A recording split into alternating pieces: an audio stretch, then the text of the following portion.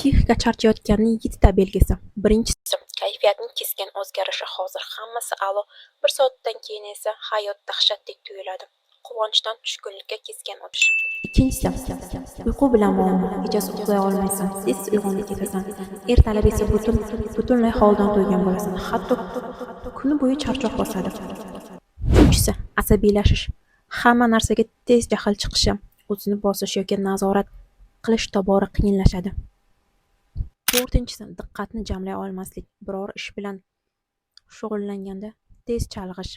Masalan, film ko'rayotib telefonda biron nima ko'rish yoki yangi ma'lumotni tushunish uchun juda ko'p kuch sarflashdir. Beshinchisi, scrollingga yoki seriallarga cho'mish. Telefon yoki filmlardan ajralmay qolish.